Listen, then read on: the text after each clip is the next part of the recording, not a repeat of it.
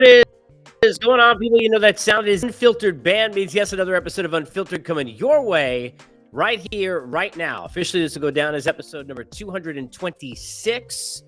You could jump on board 24/7 on the Unfiltered Revolution. Easy. Get on through iTunes, Spotify, everywhere you get your podcasts. You also can hop on board the artist formerly known as Twitter, X, if you will, at Casey Stern. Get up into the bio, jump on the YouTube channel, get all 225, now 226 episodes, all the interviews, the rants, the conversations, the lists, and then some, including some extra videos made just for you at home, work, or on the road who are joining the YouTube channel. So we will see you there as well. And thank you, as always, to the Unfiltered Band. There is a ton to get to on this show. We will get into all sorts of different things from, of course, the world of Major League Baseball, and then beyond that, getting into some other sports as well here on the show. And thank you again, Unfiltered Band, for being on board, and to all of you, wherever you are watching or listening to the podcast. And thank you for all of your support. We'll get into the Sonny Gray signing and what it means for the Cardinals and the moves that they have made so far. We'll talk about some of the other moves that have been made, including Aaron Nola going back to the Philadelphia Phillies, what it looks like in terms of the landscape for Yamamoto. We'll talk about Juan Soto and what makes it so difficult for him to be traded. Then, while we think about whether you wave bye-bye to Soto, we'll talk bye-bye Barry and a number of other things in the NFL range, including Frank Reich getting fired just 11 games into the season from the Panthers. And being a Giants fan, got to chime in, of course, as a New Yorker, on Daniel Jones and Joe Shane's press conference today, talking about the fact that at least when he is healthy in 2024, Daniel Jones will be the starter. Is that the right move, the wrong move? We'll also get into a couple things in the NHL and the NBA as well, including the in-season tournament. Do any of you understand it? Do any of you care about it? We'll get into all of that, your thoughts on that and everything else.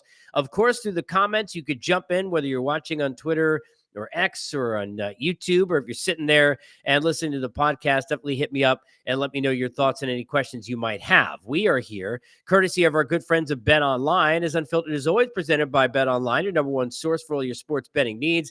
Latest odds, lines, and matchup reports for baseball, boxing, golf, and more. Bet Online continues to be the fastest and easiest way to get all your wagers. Live betting, favorite casino, and card games, they're all available to play right now, right from your phone. So head over to the website, use your mobile device, sign up today, get in on the action. Remember to use the promo code BELIEVE, that's BLEAV, for your 50% welcome bonus on your first deposit. It is Bet Online where the game starts, and we get started here with the big news of the day as I do this today on a Monday. What is it? Is it the 27th already? The 27th of November, and happy belated Thanksgiving, by the way. That reminds me to everybody as well. Cardinals locking up Sonny Gray, 3-year deal, option for a fourth. Sonny Gray second in the Cy Young voting behind Garrett Cole last year in the American League. A guy who has posted over his career an ERA of under 3.5, 2.79 last year. We know about all the things and the accomplishments and what he's done, and this is a hell of a signing for the St. Louis Cardinals. Now, there are sometimes things that work in a parallel line that are good and then maybe not as good. Follow. The Cardinals' rotation, as you look at it, when you think about Gray, we'll talk about the additions of Lynn and Kyle Gibson, and you think about Michaelis and Steven Matz, if he's back there. Rumors perhaps he could be on the trading block. If he is still there, the Long Island native, if he is in the rotation as well, it's not a bad rotation. It could be a good rotation. It's not a great rotation. You got Lance Lynn giving up, and I love Lance Lynn, but, in this version of Lance Lynn, giving up bombs left and right.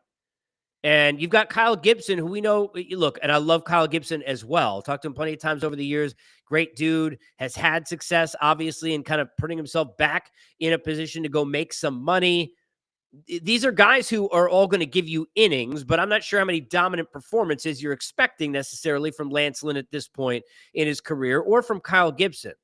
Could see a lot of base runners in one case, a lot of home runs in another.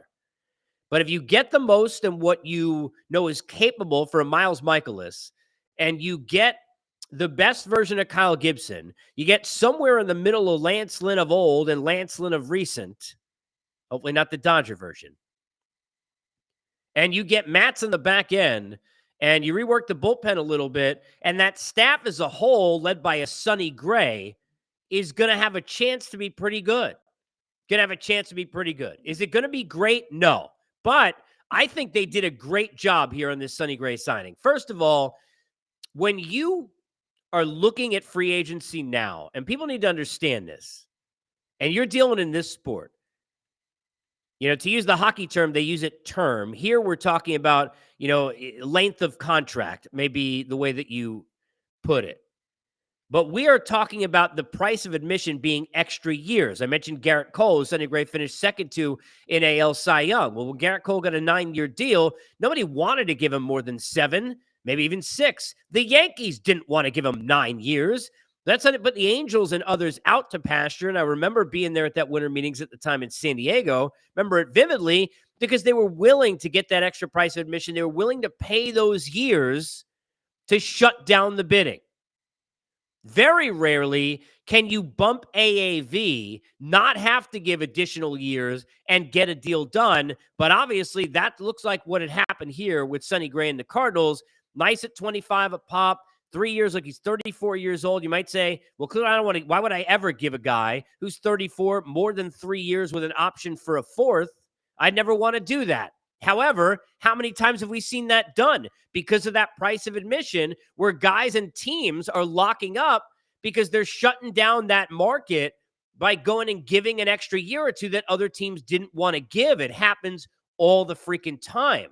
So to only have to give 3 years here and with an option for a Sonny Gray at 34 years old, coming off a great season, who's a leader at the front of the staff, brings everything, and you saw it today, everything that you want in that uniform, trying to turn things around. Look, John Mozeliak said, we got to go out and get 3 arms. He said, we got to go get 3 starting pitchers. That's not easy to do. You got a lot of pitchers in the market, and I get that, but that's not easy to do. And one of the things that look, John Mozeliak has, in his time as GM and as president, has made a lot of mistakes. All right. You can look at a lot of losses of players, and don't just give me Adolis Garcia, and a lot of different moves that haven't made sense, and all sorts of things that haven't made sense in the way that it's been handled, and managerial changes, and whatever you want to put on there. But a lot of that. But give Mo a lot of credit here, because what he did is not easy, and that is not waiting. He knew, look, Yamamoto, who we'll get to, I'm probably not landing him. I'm not in the Shohei Ohtani sweepstakes. I got no shot there. I'm not going to get a Blake Snell. So am I going to have assets in the point I'm at in my situation with my franchise to go trade for a Dylan Cease? Most likely not doing that either. So I only got a certain amount of options I can really go after. And I got different tiers. And I added a ton of innings in Gibson and Lynn and got those done early. I know what Lance gives me in that room. I know what Lance is going to bring now with Wino retiring. I know the disciple of that, certainly already been there, done that, knows the Cardinal way, if you will. And they lost their way a bit, but we get it. And now you bring in a Sonny Gray at the front of that, and you got a story to tell. They got a lot of work to do, but this is not a division where you have to be a dominant team to go win the National League Central at any point. It's a hell of a job by the Cardinals. When you look at really what their options were, this isn't 4 or 5 years ago. This is coming up the year they just had. This is in the situation that this roster and this rotation were in. They can't play with the big boys now. They're behind the 8 ball in those conversations. And to get one of those big boys, which they did in Sonny Gray, lock it down early before that hot stove really heats up. You get into winter meetings, get into December, and everybody's sitting there and playing hardball. What happens if the Cardinals are without chairs when they know they can't land any of those top 3 or 4 guys that maybe you're looking at on this board? And to get one of those, arguably, you certainly could put Sonny Gray in that mix. And then to add 2 other guys who you know what you're going to get and at least probably going to give you a lot of innings, and they need some of that to help take a lot of pressure off that bullpen that was under the gun, in the gauntlet a year ago. Hell of a job by John Mozeliak. I think the Cardinals did a great job here. I really do. Now, again, going back to it, do I think they have a great rotation? I don't think they have a great rotation. Do I think they did a really good job here? They did a really good job. So good job on Sonny Gray. We'll see Gibson, obviously, and I like Kyle a lot. Lance Lynn, what version do you get? Rotation is better. They added arms. They got somebody at the front end. Good job, Cardinals. I want to go back a little bit because I haven't touched on it here in the podcast and go back to and tell you why I like the Aaron Nola deal. Yeah, anytime you're giving 7-year deals and length of contract to anyone, it's a problem. You don't want to do it, clearly. But I have talked about this before, something that I have witnessed a lot. It is not as easy as you think to get a guy because you already had a guy. What do I mean by that? When somebody is sitting there and they're going out to free agency, but they already got that relationship with you, it is not easy to take them away from free agency or to shut it down early in free agency. And we've seen both of those kind of cases over the years. And very often what happens is the team thinks that you should take some kind of a friendly deal, especially even though he had a great finish in the postseason. If you're Aaron Nola and you've had ups and downs, if you're Aaron Nola and I don't know if I trust, if you're Aaron Nola and I don't need you to be Zach Wheeler, I already got Zach Wheeler, right? In all those kind of scenarios, you see a lot of times where you see players that get lowballed. I've mentioned the John Lester situation with the Red Sox that I covered, and with no disrespect to Nolan, the Phillies, Lester did way more than that for that franchise and community and all of that, and got lowballed and gone. And we've seen plenty of that, not just with pitchers, but with other players. But with those pitchers, to get that to stick and that guy to stay and that guy not to go ahead and flirt in free agency, you got to do something again to shut that thing down early. And this is going to be a trend in this podcast. And to do that, it's not just about value. It's about value for you. It's what does that player mean to your franchise? Because I'm going to tell you, if you're the New York Mets, you should offer Yamamoto more money and more years than anybody else because you need the damn guy. You already got to offer up the fact that Senga's already on the team. You need desperately to fix that staff that was already going to be in turmoil in a year or two, even if Scherzer and Verlander would have stuck. The Yankees got to be in that same boat, Yamamoto too. And if you're going to do that, you got to come out with that big number. And that number may be more, maybe the Craig Counsell $40 million that nobody else was going to give Counts, even though he's a great manager, that you got to give to go shut that whole deal down. You got to do that. You have to do it. Because if you're going to sit there and be in a position where you're going to say, hey, look, I'm going to make sure I get this guy. It's not about the value in the market. It's not about overpay. It's about how much you need that player. If you got a house that's got 5 bedrooms and each bedroom got a TV, I could go offer you a TV at half price at Walmart tomorrow or today on a Cyber Monday. What the hell do you give a crap? You already got a bedroom and a TV matched in each single one. You got nowhere to put it anyway. It doesn't matter to you. Yeah, you may buy it. You may look at it if the price is right, so to speak, but why? But if you're sitting there and you got a 5-bedroom house and you got no televisions and you got kids, you got trouble. You better have a lot of screens. So now that Walmart deal, I may pay double the price if it's the only TV available. And if it's sitting there half price, I'm going to wait out there for 3 hours on a Black Friday because I got to go get that damn thing. I don't have 5 of them.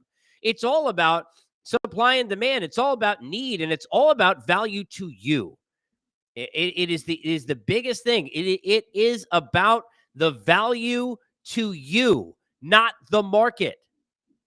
The Angels should have given Garrett Cole 9 years based on where that franchise was. And I said that at the time. Hello. It's about the value to you. And you got to shut it down with Yamamoto. You better get out in there with a big number, not sitting there playing and trying to, piecemeal something that you think will just be enough, because just enough isn't going to be enough. Let's get to Juan Soto. Why is this deal hard to make? This deal is hard to make because the Padres have had enough egg on the face, don't you think, over the last number of years. They brought in Juan Soto when he was going to change everything. And I love Juan Soto, terrific player. But even for all the things he did well this past year, I know, because I remember being on a bunch of times, talking on Padres radio station, people in San Diego, and they're sitting there, it's not what we thought it would be. I don't know what you thought it would be, but with what he was working with around him in that lineup, he was for the most part doing what he could do. But when you come in, as a guy, basically 19 years old and dominating in postseasons, and then you have those crazy years with DC, the expectations are higher than high. But you can't, if you're going to trade that guy and move on from him, if you're going to say, hey, look, I don't think we can get the deal done with Scott, with Scott Boras and Juan Soto and keep him long term, if you're going to make that claim and you're going to get out there and you're going to get out in front of it and say, okay, well, we got to cut our losses and we got to get the most we can. The problem is the most we can is not going to be enough for anyone. There's no deal that's getting done with Juan Soto with what he's got left on the contract that is going to bring in guys that you're going to sit there and say, okay, well, immediately we're a better team, because you can't trade Juan Soto and immediately be a better team. That's why it's a hard trade to make, because the teams that are on the other side who are trying to give what they think and maybe fairly equivalent value based on what is left in Juan Soto's career as a San Diego Padre in terms of term of his deal, it's not about that, because it's about his perceived value again to the Padres now compared to what you're giving him, and saving face in that market as well moving forward. So even though teams may be sitting there and jockeying behind the scenes and what the hell do we know, we're not in these conversations depending upon what you believe. Everybody thinks they know everything, but you don't. You don't. You don't. You can't give enough, seemingly, if you're in a lot of these chats, because it's going to be feeling like the Padres are asking they need to win the deal. The Padres are going to need to feel like they got to sell to that franchise and that public and that city that they win the deal. Well, how the hell are you going to do that? Well, they're going to do that by you losing the deal. And there is the problem. Doesn't mean he can't get traded. But the Yankees, for example, they can't be sitting playing hardball for Juan Soto, because they got to understand the Padres could play this thing into the deadline if they want. They don't have to trade him now. And if they have enough leverage to feel like they don't have to trade him now, this is a franchise who, remember, there was 6.5, I think it was, out of the playoffs. You didn't get anything for Upton at the time, going back umpteen years ago when A.J. Preller was first there. This team is not going to sit there and just hand him away. And if they don't feel like they're getting enough, they'll just play with them into the season. They got you by the balls now. That'll turn around, ball in the other court, so to speak, as you get closer to the end of July, end of August. We'll see. But I still think there's a chance for sure he gets moved. But it's going to take a team probably giving more for sure than they want to give. And that still, whatever it is, may not be enough for the Padre fans to feel like it is enough to get Soto on the other side. It's about what the value is to you. If you want Juan Soto, you better overpay in that trade. That's it. You're giving away more in the future because you got to lock this guy up now and you think you can get a deal done. That's it. Plenty more baseball, obviously, in the coming days and weeks, and podcasts and all sorts of stuff, as the hot stove is just getting heated up. So there's a ton more there. So clearly no need to worry. But I want to get into a number of other things today here in episode 226. And I want to hit a couple of things in the NFL. But before I transition completely just to the National Football League and a couple of stories I want to hit on, I gotta tell you, this is for everybody who's a sports fan. We've all got players that you got your own team, right? Like, for example, obviously I got the Islander logo in the background, my favorite team in any sport since I'm like 5 years old, right? We all got teams where it's like most of your favorite players in that sport, like, for example, hockey for me, most of your favorite players are on that team, right? So you're a Cardinal fan, for example, going back to the Sonny Gray thing at the outset, right? Probably not him yet, but it's Waino, it's Yadier Molina, and 17 other guys. And then there are a couple of guys who crept in who were on your fantasy team or whatever the case was, but for whatever reason in baseball, they've resonated with you to a point where even though they weren't Cardinals, they got to the highest of high level. You have their jerseys in your closet and all that kind of stuff. You are all in on those players for whatever the reason might be. And for me in the NFL, and I'm a diehard Giant fan. I've been a Giant fan forever. And Lawrence Taylor was my dude. Lawrence Taylor was my guy. LT was my guy growing up. I love Joe Morris because he's little. I love Phil Simms. I love all those teams, Mark Bavaro. But LT, that was my dude. I mean, best defensive player that has ever lived in the NFL, in my opinion, right? Ever. That was my guy. But outside of Lawrence Taylor and outside of Giants, my favorite non-Giant of all time, Barry Sanders. I watched the Bye Bye Barry documentary on Amazon Prime, and a couple of nights ago, and if you haven't seen it, I think it just came out less than a week ago. I think it was last Tuesday. If you have not seen it, you should go see it. If you have kids who are young, and I was trying to explain to my son who Barry Sanders was, Barry Sanders is so great that even if your kids have no idea and they're like, Mom, Dad, I don't know what the hell you're talking about. Who cares about any of that? I got to, sit there and I'm playing Fortnite or whatever they're doing, depending upon what their ages are. The great thing about Barry Sanders is his highlights is so amazing that you can catch their eye and keep their attention at least for a few minutes to try and tell them a story about how great he was. Because Barry Sanders is the greatest running back in terms of talent in the history of the National Football League. He would have absolutely slaughtered that, and I loved Walter Payton growing up. He would have slaughtered that mark. All right? Clearly. And I don't know what the hell Scott Mitchell's all pissed about, because if you didn't see that, it went viral that he was like basically F you and F this. And he felt like in the documentary, and I happened to see these quotes before I watched the doc. And he talked about the fact that, screw you, everybody who's blaming me for Barry Sanders retiring. I got to be honest with you. They showed Scott Mitchell sucking up the joint a couple of times in the doc, but they barely talked about him at all. And even though there was a lot of talk about how bad the Lions were, there was a lot of talk about how bad the franchise was. There was a lot of talk about how little help Barry Sanders had. There was a lot of talk about having no offensive line. There was a lot more than just having no quarterbacks outside of Eric Kramer, right? And Rodney Peete, excuse me. There was a lot. So I have no idea what he got so upset about, but it is absolutely a worthy doc to watch. And it really makes you remember just how sad it was. And it's ironic and probably not, necessarily coincidental that Calvin Johnson, who, sees this and then kind of follows suit, and one of the greatest wide receivers talent-wise we've ever seen, walks out the door early as well.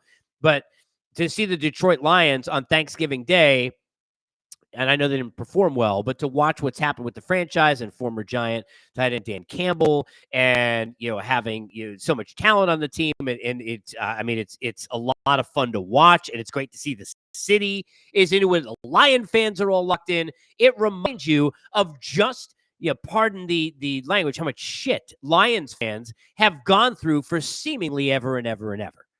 So definitely worth watching. Bye Bye Barry. Now let's get into Bye Bye Frank. Frank Reich got fired after a 1-10 start, 0-6 on the road. Brutal offense. Bryce Young, who he's supposed to basically come in here and heal and grow and teach and mold, 29th in QB rating at 32. All the other stats are bad. Offense scores less than 15 points in 6 games in a row. And all of this stuff is clear. And, Frank Reich, who I remember vividly where I was in a car ride on some family vacation, and we were driving on a long car ride back and listened to on the radio live the entire second half of that game when he was in there for Jim Kelly and they were down 38-3 and went and beat the Houston Oilers and all of that. I remember that vividly. Frank Reich, who you look at all the success that he had with the Eagles in that offense, right? Not as much necessarily with the Colts a year ago, clearly. I am not here to tell you I think Frank Reich is a great coach. I'm not. I'm not here to tell you necessarily that he didn't need to be moved after the year. I am here to tell you that this is another one of these scenarios, whether you're an NFL or not, where we got to freaking get down to the point. And the point is that owners are never going to blame themselves. Owners are never going to of football teams, baseball teams, basketball teams, like a Jim Dolan that I've dealt with the Knicks forever. It doesn't matter what franchise it is or what sport it is. Owners are not going to, outside of George Steinbrenner, God bless him, who used to sit there and say the team stinks, but then will at least say, it's my fault and it needs to be better and I'm sorry. Owners are not going to take that kind of accountability. They're always going to blame somebody else. But I wanted to write down and let's read some track record here of David Tepper, not to be confused with Robert Tepper, who, God bless my daughter Haley, who said to me 2 weeks ago, when I was sitting here in the kitchen, she took out the the speaker that I have, and she said, "Can you play No Easy Way Out?" And which, by the way, I put that on because I thought it was funny because she's 8, and what the hell? I mean, of all the random songs that she's heard me listen to that she's caught on to, that she now says is her second favorite song, number 1 and 3 through 10 are all Taylor Swift tunes. But I put on Twitter or X, whatever, and Robert Tepper, the real one, liked it. And I was like, okay, well, that's a moment for me because I love this song. What's the point here? Here's the point. David Tepper, not to be confused, don't think they're related, buys the team 6 years ago. 3 times he's had to fire coaches in the middle of the season over the last 5 years. Not 3 coaches in 5 years. In the middle of the year. Frank Reich made it 11 freaking games. This guy's in the locker room screaming the F-bomb, for those of you who didn't see or hear about that. So clearly he was not happy, but this is what we're dealing with in terms of this guy who runs the franchise. At what point is it going to be, I've owned it for 6 years. The team has been absolutely atrocious the whole time. We've made terrible decisions. Everybody I've hired, I've had to fire, some of them a couple of times over. And when is it going to be, I'm not doing a real good job at this owning a franchise thing? Sorry. Let's go to Daniel Jones. I wanted to at least touch on this because Joe Schoen at a press conference this morning, excuse me, where he's asked about Daniel Jones. This can't really surprise anybody that he says that when Jones gets back healthy in 2024, he's going to start. Did you see how much money they gave him? Do you see what their options are? No offense to Tommy DeVito, who somebody asked me today because they knew I was a Giant fan. I know here in Atlanta, they asked me, they said, they're younger, but they said, what do you think of Danny DeVito at quarterback? And I responded to them, I'd rather have Schwarzenegger if I had a choice. I don't even think they understood that they had the wrong guy's first name. But Tommy DeVito, no disrespect. No disrespect. Best healthy quarterback, I guess, in New York or New Jersey or whatever right now. But Daniel Jones got to play. What is the most important part of this press conference was Joe Schoen admitting that when they look at right now staring a 4th overall spot in this draft, that they got to at least look at the advantageous nature of putting a quarterback in that spot who at least can give you some fail-safe in case Jones doesn't work. Forget about just getting back healthy on the field, but getting back and being more like the guy you saw last year. And was it the system? Was it Daboll? Was it Daniel Jones? Let's not sit there on that Viking game forever. And I love what DJ did too a year ago. But you got to have another guy. I think they got to get 2. I think, thank you, Tommy DeVito. See ya. You got to go out and you got to get some old vet to start the season because clearly Daniel Jones not going to be ready. And you're not going to, even if you draft somebody, throw him in because A, you can't do that with this offensive line and this football team anyway. I'll go nowhere. And B, if he performs well, you're in a worse spot. Because then what the hell are you going to do? You got to wait it out and set this stage for Daniel Jones to get back in here under center. You have to do that. So now they're in a position where I think at least being aware and publicly that, hey, look, we got to look in the draft perhaps. Sorry. And if anything, it'll push Daniel Jones to get back healthy, to get back hopefully quicker, but the right way, and to perform well when he gets there. And you deal with it. Not the worst problem to have. Sorry. Let's shift over to the NBA. I've loved basketball my whole life. I have said this many times over the years, but it's my favorite sport to play. It has been my favorite sport to play since I'm very little. Unfortunately, I'm still very little, so I only play it at a now having fun level and certainly not of any importance whatsoever. But I do love to play hoops. And having covered it for years and being entrenched in it was one of the cooler things in my life. And I still am locked into it. But I got to ask this question because, and let me backtrack a second. I have often for years, and not just when I was covering basketball, but with anybody I ever talked to, I think Adam Silver, who it always was very, very nice the times that I met him, I think he has handled himself beautifully as the commissioner of the NBA. I love that the NBA has continued to always be progressive, not afraid to change. They're not going to do the whole thing where Rob Manfred's going to tell you, we got to go look into for a year how the ball changed. Like they had nothing to do with it and had no idea. Somebody came and stole all the balls and changed them and home runs were starting. That's dumb. The NBA is like, okay, we need more offense. Let's move the three-point line. We'll move it in. We'll move it out. We'll take away 3 seconds. We'll have 3 seconds. You can't do this. You can play a zone. You can't play. They'll change anything. They'll do that. And they're forward thinking, and I dig that. They're willing to change, and I'm about that, okay? But I got to be honest with you. I can't imagine that there is anybody at all who loves this in-season tournament. I can't imagine that there is anybody at all who is jacked up about this in-season tournament. I can't. I don't understand it at all. I can't get into it. Are you into it? Like, this is more of a question for people who watch this and listen to it. And even if you're getting into Apple, iTunes, Spotify, and going that way, hit me up on Twitter, X, however you want to do it, right? Or on the YouTube channel in the comments. Like, are you into this thing? Do you understand? Like, is anybody sitting there saying, now, as a Knicks fan, they got a huge win against Miami the other night, right? Big comeback win. I watched it. I loved it. I was into it. I was jacked up about it. And I was jacked up about it because that's a good team. That's a great comeback win. I love the hell out of the way Jalen Brunson is playing. And all of that is great. Did I care about what it did for them in the in-season tournament? That doesn't mean jack to me. It does nothing for me.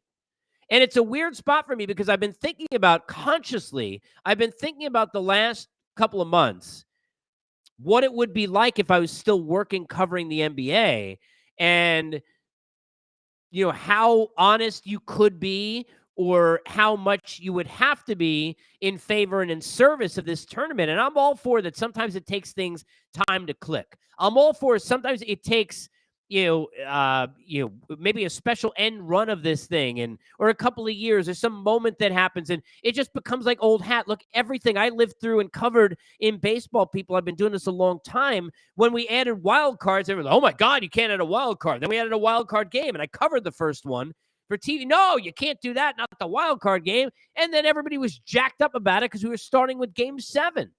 I remember doing the pregame for the first one.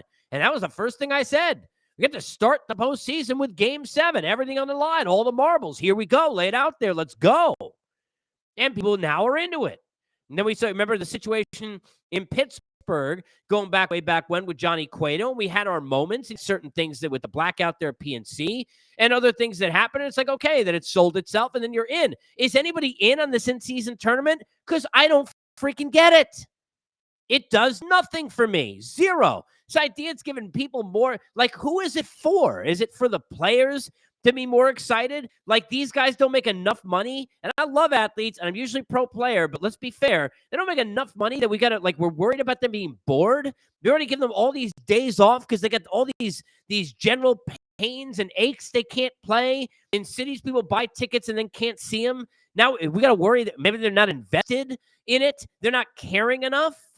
I mean, I don't understand it. Like, who the hell's it for? It does nothing for me. I think the courts don't do anything for me. A couple of them look cool. The rest of them, I think, look silly. I feel old. I feel like get off my lawn. I feel I'm never in this category. I'm never on this side of things. But with this in-season tournament, I just can't get it. Like, I don't get it. I don't get it. Just doesn't do it for me. And I'm curious where you sit on that. Let me know. I want to skip over to the NHL quickly for one thing, then hit something all sports overall and a question for you, and then we'll close it out with a quote. And I got a lot coming this week. Got some guests, including we'll have here in the next few days. Once it's official and everything is all settled down, I'm hoping to have John Gibbons, longtime friend of this show, who's been on it 3 or 4 times and now a bench coach of the Mets. We'll have him on, and we'll get into some free agency, and we'll do a bunch of different stuff. If you have not seen this play, even if you don't like hockey, you do not have to turn this off because I'm curious your thoughts on this. I posted I'll eventually learn how to share this in these videos like live so I could show it to you And I know there's a way to do it, but then I get all verklempt. But I put it on my Twitter on X, right? If you go scroll back, I think I put it on yesterday. This is not an Islander Ranger thing because this is an anti-Ranger situation, and I'm an Islander fan. This has nothing to do with that. I'm just asking you blindly, okay? Jacob Trouba, who's terrific defenseman, leader of the Rangers, was fined $5,000 for a high stick against Trent Frederic after what was, and by the way, involved in, I think, the best game of the regular season in the NHL this year. I watched a lot of it, and I've got nothing necessarily for either of those teams. And even though Ray Bourque, speaking of great players that we love, non-team, was my favorite non-Islander of all time. And I had a Bourque jersey for a long time that I no longer have. So, and I went to school in Boston. So, okay, a little bit of Bruins ties, but Brad Marchand, ever since he's played for them, forget that.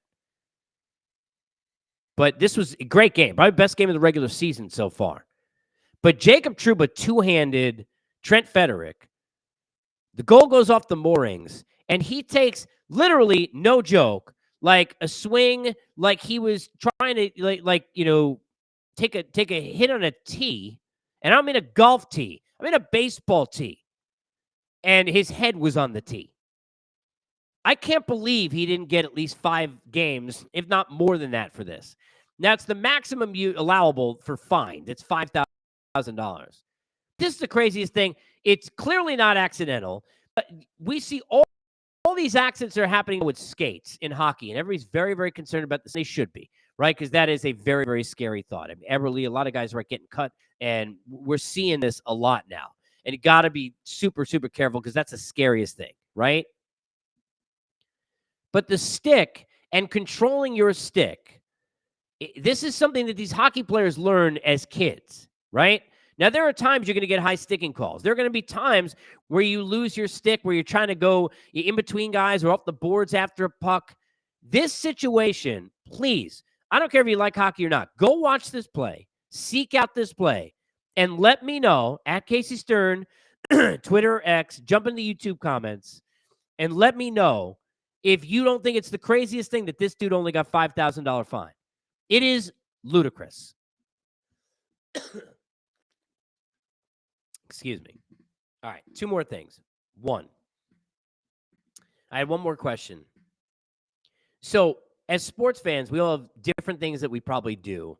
Idiosyncrasies and little, ways that we're superstitious about our own teams. We probably have all of that, right? Where some your friends know, some they're involved in. You go out to the games, you watch what bar you're going to go to and what you eat and what kind of wings you get and how your football situation is. And I'm not saying you got to go over to Silver Linings Playbook and De Niro because you got specific ways in which you watch or do sports, right?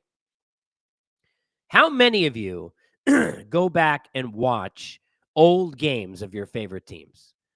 Like, how many of you, when you sit there and you got a moment, you're bored, you're on a train ride or a plane, or you got a couple hours without the kids, or you're in a carpool line or whatever it is, and you get that extra time where you're like soaking up some podcasts or whatever it may be, right? Maybe it's this one. Thank you.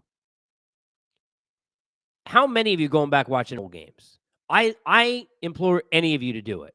I do it often, and I'm thinking, I know this makes me nerdy and probably beyond, but I went the other day and was watching old Islander games, just to remind myself who was on the teams and watch these old games. Some of these are just random games on YouTube.